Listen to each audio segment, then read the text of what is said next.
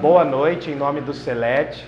Eu creio que a maioria das pessoas aqui conhece o Celete apenas pelo lado digital, mas nós fomos uma escola também de muitos anos, tivemos muitas experiências, muitas viagens, muitos passeios, muitas atividades e agora a gente está num processo de retomada.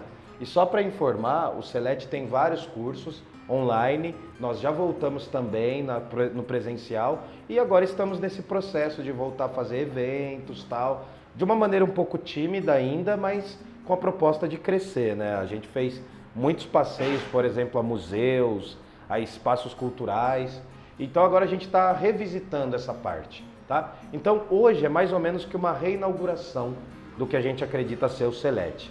Eu espero que vocês fiquem à vontade, hoje a gente vai conversar um pouco com um professor que vocês conhecem mais do que eu, até tentei assistir algumas aulas ali, já deu água na boca, sou fã de vinho também, mas a gente vai fazer uma conversa mais ou menos breve e aí a gente vai para o que interessa, que é a degustação, o professor vai falar. A parte mais interessante da aula vai ser lá, que ele vai falar para a gente como a gente deve ou não beber as coisas, tudo bem? Sou professor, né? Não só também da área de viticultura e enologia, mas eu tenho um trabalho aqui na cidade de Jundiaí, que é na ETEC Benedito Storani, onde a gente desenvolve o trabalho numa futura escola que a gente vai ter, que é pro curso técnico em viticultura e enologia do estado de São Paulo, né? Então o Centro Paulo Souza ele é uma rede estadual na qual a gente acaba depois trabalhando essas formações pro estado como um todo, né? E tenho a minha formação na área de sommelier, né? Principalmente, trabalho com vinhos já há um tempo. O vinho ele nunca saiu acho que dessa condição histórica, né? Ele veio, hoje chega em 2022, a gente vê, né, o modismo que está, a tendência que é hoje falar de vinho, tomar vinho, acho que envolve uma questão aí, mais do que gosto, uma questão cultural, né? E ritualística também, exatamente, né? E então isso veio acho que veio no meu gosto de trabalhar, de melhorar, né? A minha família ela trabalhou durante um tempo, depois parou, porque a cidade de Vinhedo, ela, de uma certa maneira, ela tomou outros rumos, né? Principalmente para a questão de moradia, mas a gente foi mantendo, né?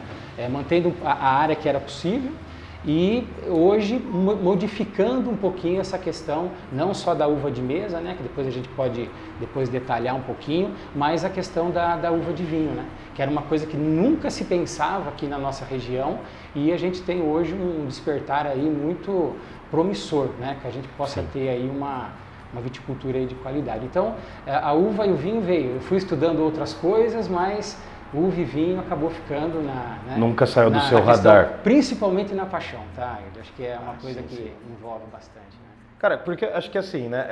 A gente, pelo que eu estudo, pelo que eu sei, assim, ainda a gente encara algumas barreiras. Apesar dessa empolgação em relação ao vinho, a gente ainda encara algumas barreiras. Por exemplo, não é como a França, que tem uma cultura histórica muito grande e que lá, por exemplo, o vinho é artigo de primeira necessidade. Exato. É diferente, né? Tem alguns gêneros, algumas coisas alimentares lá na França que são de prioridade, são quase, inclusive, semelhante aos livros. Não sei se você sabe, mas é de primeira necessidade. E aí eu queria entender, mais ou menos, vamos supor que eu não sei absolutamente nada de vinho, nada. Nunca tomei uma garrafa de vinho. Como você indicaria, como você orientaria uma pessoa para ela começar a despertar esse gosto? Qual que seriam os primeiros passos, assim, para se dar? Primeira coisa que a gente, voltando nessa questão, né, principalmente dos países europeus, eles tiveram, lógico, um desenvolvimento muito grande em volta dessa questão da viticultura e também da enologia, né? Então, por isso que ainda, né, não todos os países, mas a grande maioria dos países produtores hoje, como França, Itália, Portugal, o vinho ele é um alimento, né? Ele já hoje não considerado como aqui no Brasil, como por mais que toda a produção esteja na área alimentícia, mas ele é considerado uma bebida alcoólica aqui, né? Então você tem toda uma legislação muito diferente para ele do que você tem hoje na Europa. Mas assim, a primeira coisa que a gente entender é por essa questão cultural, né? A gente não tem a cultura hoje ainda de tomar vinho, né? Sim. Isso até por uma condição geográfica mesmo, que até pouco tempo atrás os produtos a gente pode se dizer assim, que eram mais gustativos, né? Quando você pega hoje os vinhos do Chile, da Argentina, do próprio Uruguai, aqui muito próximo, são vinhos que são feitos de uma espécie de uva muito diferente dessas uvas que a gente ainda planta muito aqui no Brasil, tá?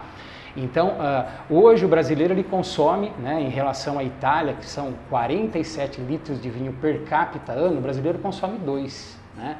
E desses 2%, nesses 2 litros de vinho per capita, ainda 90% é de uma variedade de uva que a gente chama de uva comum, né? Que é a uva americana. Por quê? A videira, ela também está no nosso continente, não aqui, né, na parte sul, mas a parte norte, a gente estudou, né, muito ali, né, Machado, ali nos vinhos que você tem lá, a Niágara que a gente fala, a Isabel, a Bordeaux, que são uvas que se trabalham muito com os vinhos e sucos aqui, são videiras americanas, né? Como foi muito difícil, né, essas videiras europeias se adaptarem, né, principalmente na nossa região aqui, né, em Sul, Santa Catarina, Paraná, São Paulo, onde se tem mais uma parte propícia na produção de uva, você tinha vinhos, na grande maioria, que eram feitos e são feitos até hoje de uva comum, né?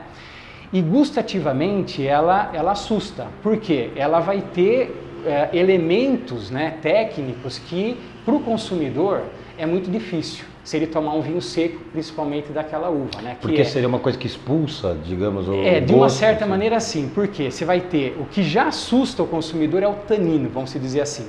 Lembra lá de uma maçã verde, de um caqui verde, você pôs na boca, ele seca toda a boca, e uma grande gama de vinhos, ele tem essa característica, principalmente nos tintos de uva comum, de uva fina, né? Então, no vinho comum, o que acontece? Eu tenho, além desse tanino, eu tenho a adstringência, né? Que é essa parte dos ácidos que pegam muito na língua. Então, esse vinho, sem a dosagem do açúcar, ele ficaria muito difícil de tomar. Então, é por isso que ainda a gente consome desses 2 litros per capita, 90% no Brasil ainda é direcionado para uva comum, que são as castas americanas, que elas têm, de uma certa maneira, uma nobreza menor do que as castas europeias, que a gente chama, né? Sim. Que é o que a gente encontra hoje, você vai no supermercado, tá lá, né? Um Carrefour o Extra da vida ali, tá lá, Cabernet Sauvignon, Merlot, Pinot Noir, Chardonnay, essas são uvas finas. Né? E são uvas mais palatáveis, os tintos principalmente vão ter taninos mais arredondados, por mais que tenha. Então, uma comparação que a gente sempre faz é assim, né? O Malbec da Argentina, ele caiu muito no gosto do brasileiro. Por quê? É um vinho redondo, que tem os taninos mais amaciados. Sim. Quando a gente vai fazer em relação aos vinhos comuns aqui, então você afugentava muito, né? Ainda afugenta muito o consumidor brasileiro. Então, para quem está iniciando hoje, né? Primeira indicação é assim, né? Entre no vinho, que seja principalmente no vinho comum, né? Acho que é uma entrada ainda que você possa fazer, né? Mas vai experimentando coisas diferentes, né? O mercado brasileiro ele é muito aberto. Você tem muita coisa boa hoje no Rio Grande do Sul, em Santa Catarina, no Paraná, aqui em São Paulo já despertando para algumas vinícolas, né, para fazer vinho de qualidade hoje. E o pessoal tem que ir experimentando, né? Vai lá, compra uma uva, começa lá com a uva mais fraquinha, que é a Pinot Noir, depois a gente pode partir para uma outra um pouquinho mais encorpada, que é a Merlot, depois a gente parte para uma outra que é a Cabernet Sauvignon. Então, tratando um pouquinho o paladar, a gente vai aprendendo aos pouquinhos a tomar um vinho de melhor qualidade. Tá? Só que é uma educação infinita, né? O vinho, quando você entra, eu brincava com os amigos meus, porque quando você entra nesse universo não tem volta. Você vai, por exemplo, eu gosto muito de uma uva que é como que é aquela uruguaia, Taná, não é? Taná. Nossa, eu adoro aquela uva. Nossa, cara, adoro. Sempre quando tem um vinho dali, é um negócio que mexe comigo. É mais seco, é mais forte, eu gosto também. E, cara, e assim, é um universo que está explodindo, está em expansão. As pessoas têm acesso agora, acho que de uma maneira um pouco melhor. Se pegar, por exemplo, há 30, 40 anos atrás, o que era o vinho há 40 anos atrás aqui no Brasil, que é hoje, isso mudou muito. E aí eu queria saber assim, beleza, eu tenho esse acesso, posso ir ao mercado, só que eu ainda sinto que as pessoas olham para alguns vinhos como se estivessem olhando para a arte contemporânea. Sabe? Não consigo definir o que é. Eu preciso de ajuda de alguém, assim. E onde eu busco essa ajuda, por exemplo? Além de você, é claro. Né? Onde eu posso buscar essa ajuda um pouco mais definida, um pouco mais profunda? Hoje, você tem algumas escolas que já fazem isso com uma frequência até muito grande, né? Mas as próprias empresas que trabalham com vinho hoje já têm essa dinâmica, porque acharam isso muito importante, né? Você traz um vinho para o Brasil e às vezes assusta a pessoa, né? Tá lá um rótulo que tem algumas regiões francesas, italianas e portuguesas, você não tem a bendita uva explícita ali, porque eles vão dar razão mais para a região do que para a própria variedade que está sendo trabalhada, já será até um inibidor ali, né? Então, quando você vai tentar procurar essa maneira, as escolas hoje têm, né? Já algumas escolas específicas, já cresceu muito, que você tinha uma há 10 anos atrás, hoje já você tem alguns institutos aí que trabalham isso até de forma até free hoje na internet, né? Você tem muita coisa que possa te ajudar a melhorar um pouquinho esse tipo de conhecimento. Porque quando a gente fala de vinho, é essa a razão mesmo, né? Assusta porque parece que eu cheguei diante de um quadro lá que eu não estou entendendo nada na frente da... né? Porque se eu não souber o que a região italiana faz, da onde aquela uva vem, eu fico perdido na gôndola do supermercado, né? Então, você tem essa dinâmica hoje que, principalmente algumas importadoras, algumas escolas, hoje já vão dando um passo maior, né, para poder orientar o consumidor a ter esse tipo de acesso, tá? Mas assim, ainda, né, o que a gente se faz muito aqui na América do Sul? Especificar, pelo menos no rótulo, né, já é uma tendência fora dos países europeus de você especificar a uva, tá? Então, quando você falou da Taná, é uma uva dificílima de tomar, não é qualquer um que compra, né, que tem lá o conhecimento de pegar a uva Taná, porque ela é uma uva extremamente estruturada e tem um poder que a gente chama de tânico, né, que seca a boca de uma maneira que, se você nunca tomou vinho e vai colocar a Taná primeiro na boca, ou você vai gostar muito, ou vai detestar, nunca mais você vai querer, você vai falar, não tomo mais vinho na minha vida. Vinho é ruim, né? Vinho é ruim, exatamente, sim, né? Então, mas hoje, a internet hoje, a comunicação, ela nos dá. Aí cabe um pouquinho mais a pessoa, né, o consumidor, ele estudar um pouquinho para realmente ir apurando um pouquinho. Acho que o gosto vai fazendo com que a pessoa queira aprender, né?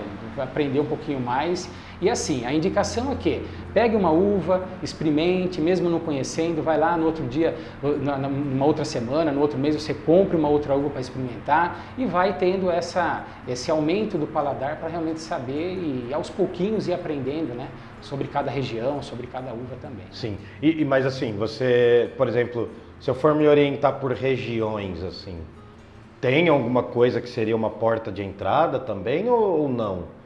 Porque eu sei que é um universo muito vasto, mas eu queria meio que me nortear nisso. Por exemplo, tem regiões que são clássicas na França, mas tem vinhos que às vezes são um pouco acessíveis. Sim. Então eu penso mais uma pessoa que quer ter um acesso mais imediato e entender um pouco. Por região, dificulta ou facilita o conhecimento? Se a gente pensar no mercado europeu, ainda dificulta um pouco, né? Então acho que os acessos primeiros, a gente poderia até pensar no Brasil. Então o que eu tomo do Brasil hoje? Merlot é uma variedade que no Rio Grande do Sul ela se adaptou muito bem, né? Então você tem uma denominação de origem com ela já se tem trabalhos. Olha, a gente estava falando de 20 anos atrás, mas o Brasil hoje ele deu um salto de qualidade, principalmente já o Rio Grande do Sul, né? Que já estava há quanto tempo já se produz uva fina no Rio Grande do Sul, já desde a década de 50 ali, já com grande produção, né? E a gente conversando com alguns enólogos ali, o pessoal fala, olha, tinha tanta tecnologia mesmo, né? Que quando veio a Chandon lá para montar parque industrial lá na Serra Gaúcha, né? Já enxergavam os franceses que a Serra Gaúcha já era muito propícia pós-França para você fazer espumante. Né? Quer dizer, isso não está à toa lá. Por que a Chandon, uma das maiores empresas, de uma certa maneira foi a precursora na produção de espumante no mundo, né? Com o Dom Perignon lá na história, sim. Vai vir aqui para o Brasil, né? Porque eu tenho ali uma certa condição técnica de produzir, tá? Então, quando a gente fala de entrada, primeiro, o Rio Grande do Sul é hoje a primeira porta, se a gente pensar aqui dentro do nosso mercado, né? Para ter essa produção. A gente saindo, lógico, aqui na região de Jundiaí, Vinhedo, a gente tem as vinícolas que trabalham dentro de um tom mais artesanal, né, produzindo hoje os vinhos mais finos, mas nesse nível hoje, né, de desenvolvimento, o Rio Grande do Sul já é a primeira porta que a gente pensa, né? E com qual variedade? A Merlot na tinta já seria uma uva que a gente já poderia trabalhar. Por quê? Já está ajustado no nosso gosto de consumo aqui no Brasil, né? Sem aquela astringência, sem aquele tanino pesado. É um vinho que você vai pôr na boca, ele vai te preencher, você vai gostar e ele vai combinar com muita coisa que a gente está comendo hoje no dia a dia, né? Segundo, os espumantes nossos, né? Certo. Então esse é do que a gente tem hoje no mercado, fora a França hoje, alguns outros países que produzem com qualidade, você vai ter espumante hoje aqui no Brasil, né? De R$30, R$20, que assim, vai estar muito próximo em qualidade a que muitas regiões francesas já produzem, tá? Depois a gente parte para o Cone Sul aqui, né? Que é a Argentina com a Malbec, né? Sim, nossa. Se é isso que se é mais ou menos isso que eu estou Sim, entendendo. sim, né? Depois, é isso que eu quero entender mesmo. O Chile, depois a gente poderia partir, que são vinhos, o mercado chileno ele já é mais voltado para o mercado europeu, né? Então a Carmenère é uma uva que está muito adaptada ao paladar nosso, então ela vai ter o seu toque redondinho, vai ser gostoso na boca, então você vai poder tomar ele um pouquinho mais fresquinho, então já se corresponde muito ao nosso paladar brasileiro aqui. Sim. E é uma forma de entrada. Depois a gente parte, né?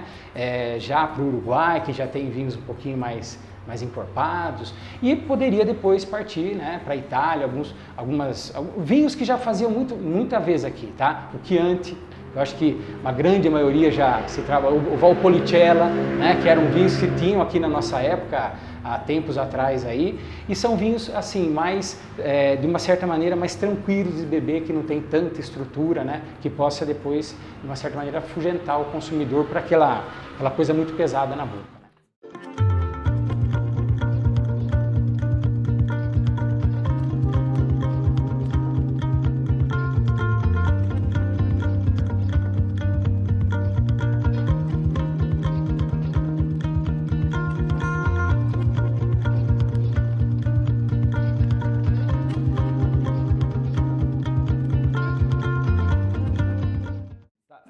Bom, Adilson, cara, tô gostando bastante, só que a gente preparou uma segunda parte da aula também. Eu queria que, a parte que a gente vai para a prática, mas antes eu gostaria muito que você falasse do seu trabalho, para as pessoas que ainda não te conhecem, evidentemente eu não conheço tanto, então eu queria que você falasse, divulgasse a sua marca, o que você trouxe pra gente, que a gente tá indo para lá já já, e aí eu acho que vocês vão adorar, eu espero, né? Assim que eu espero. Fala um pouco do que você tem feito hoje, quais são os procedimentos, como que você tem trabalhado. Eu sou produtor também, né? Sou Sim. professor nessa área, né, de vinhos, nessa área de enologia. Também sou produtor de vinhos. Vinhedo a gente já produz há um tempo, com uvas já há um bom tempo, né? E nós entramos hoje nessa tendência do que o estado de São Paulo está fazendo, tá? Que é essa inversão de poda, né? Então a gente já não colhe mais as uvas no verão, né? Você já poda essas uvas quando elas acabam de dar essa safra normal, que é em janeiro, né, que a gente chama de verão, faz a poda em janeiro para fazer a colheita dessas uvas em julho e agosto, tá? Que eu tenho um período mais seco e uma coisa muito importante para as uvas e para os vinhos finais lá, uma coisa que a gente chama de amplitude térmica, né? Frio à noite e quente de dia. Então a maioria dos países fazem vinho dessa maneira. A uva tem que sofrer. Então hoje a gente aprimorou um pouquinho essa técnica, né? Eu trabalho com isso hoje. A gente já veio desenvolvendo já há 10 anos esse trabalho, né? Então eu estou mexendo com uva hoje, trabalhando, replantando hoje os vinhedos desde 1999. Então já tem um tempo aí de estrutura, de caminhada aí, né? De gostar. E depois também os meus cursos, né, nessa área de vinhos, principalmente na área de degustação, né, ensinar um pouquinho também o pessoal aí aprimorando um pouquinho esse paladar, entender o que é, né, o que a gente estava conversando aqui, ó, isso que você não está gostando mais é por causa dessa diferença da uva, né? Então a gente tem hoje essas tendências hoje dentro do mercado, começa desse jeito que você vai ampliando um pouquinho o seu paladar, né? Então o meu trabalho volta um pouquinho nisso, né? Tive algumas experiências aqui no Brasil, tive algumas experiências fora, de poder estudar também, de conviver com algumas culturas e lá, principalmente na Itália, né? E tentar trazer um pouquinho essa experiência e poder trabalhar aqui também, né?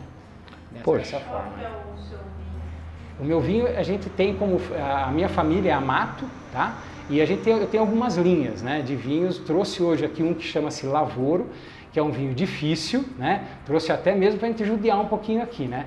Então, quando a gente fala de vinho, a gente vai ter uma escala, né?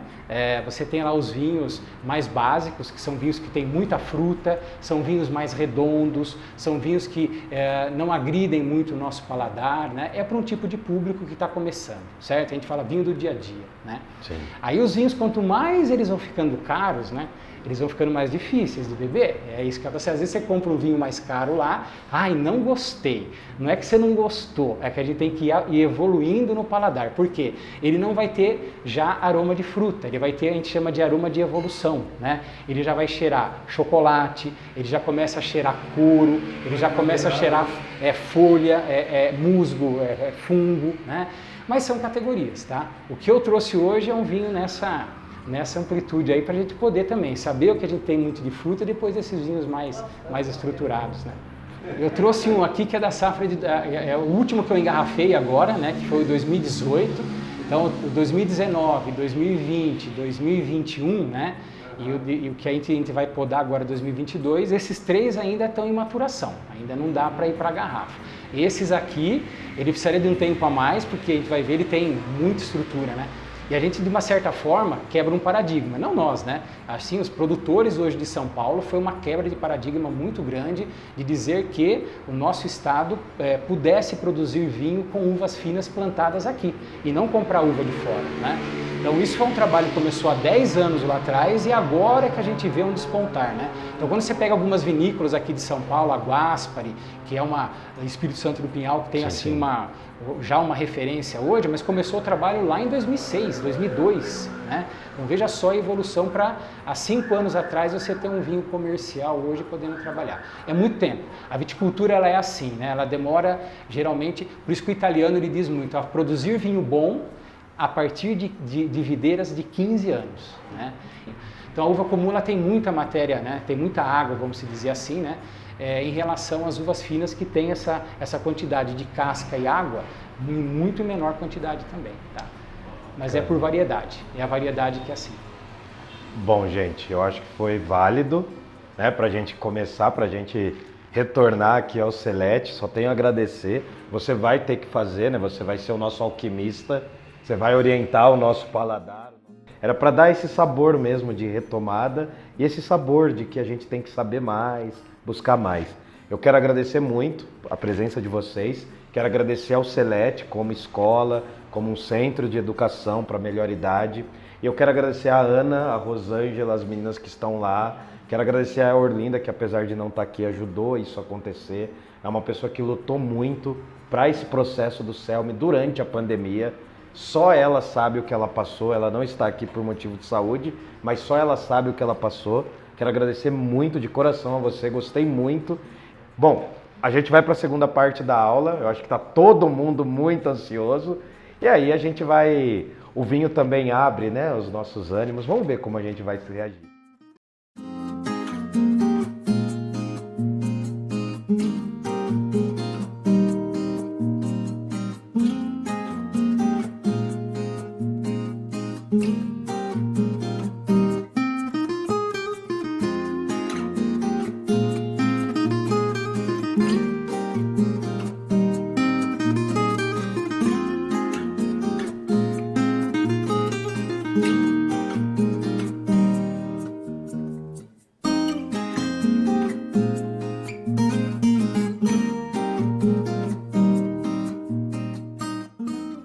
Só porque o que a gente estava falando, né? São 2 portugueses, um muito famoso, datado de uns vinhos mais antigos que se tem história, junto com alguns italianos, né? Que é a região dos vinhos verdes. Né? A região dos vinhos verdes não é porque a uva é verde, não é porque o vinho é verde e intomável, é porque a região ela tem essa denominação, né? É uma região mais úmida, né?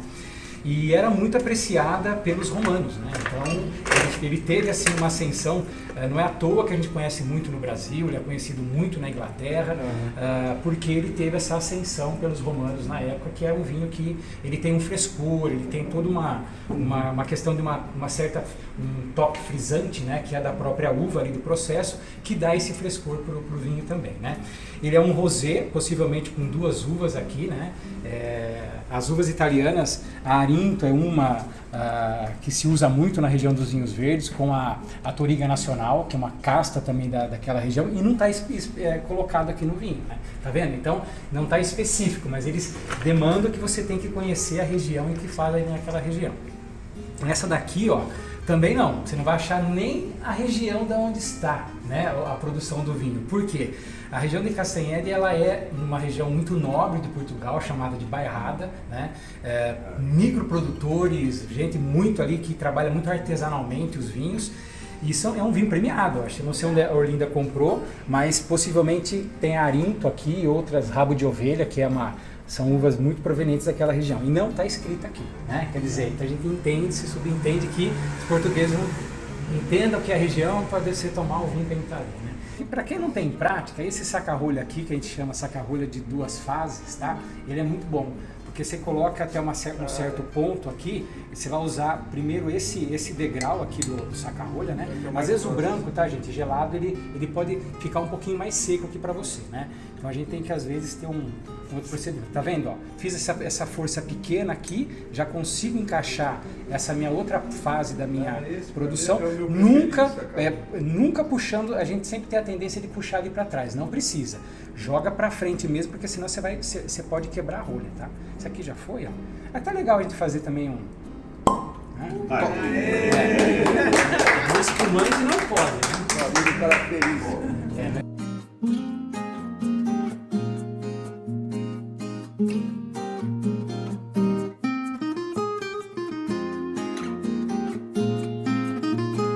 Um dos queijos é mais indicado para a gente começar com esse? Olha, esse daqui a gente indicaria os queijos que ele poderia ser esses de pasta mole, tá? Que é um brie, um camembert, que a gente tem na mesa hoje, ele poderia servir bem. As batatinhas também vão muito bem com ele, né? Por quê?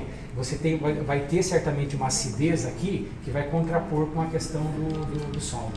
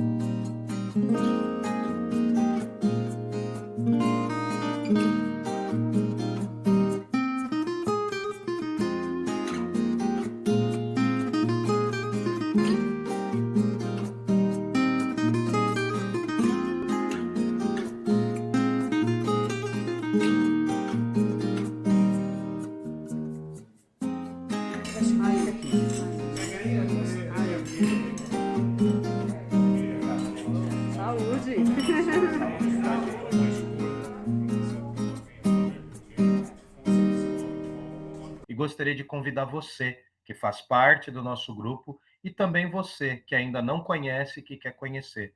A gente gostaria de convidar todo mundo para participar dos Saberes e Sabores, que é uma degustação de vinhos e queijos, sempre com um papo muito agradável, que acontece uma vez por mês, tá? Nesse mês de abril, nós teremos no dia 29, numa sexta-feira, às 19 horas, a participação também da sommelier Débora Vendramini. Gostaria de convidar vocês para esse evento, né? Lembrando que saberes e sabores têm a mesma origem, se a gente pegar em latim, vem de sapere. Quando a gente sabe de algo, esse algo tem um sabor novo para a gente. Então, o evento não é só um encontro, mas é também um encontro. O evento, que já está na sua 4ª edição, é uma reunião de pessoas que se interessam por vinhos e boa mesa. A gente vai estudar um pouco como harmonizar tudo isso. Nós vamos dar muita importância para a uva Cabernet e a gente chamou o nosso dia de encontro carinhosamente de Cabernet. Então, eu espero vocês, venham fazer parte do Select, venham fazer parte dos Saberes e Sabores. Os ingressos são limitados e exclusivos e nós nos encontramos no dia 29 de abril para essa conversa. Tudo bem? Um abraço e muita filosofia e muito vinho para você. Tchau, tchau.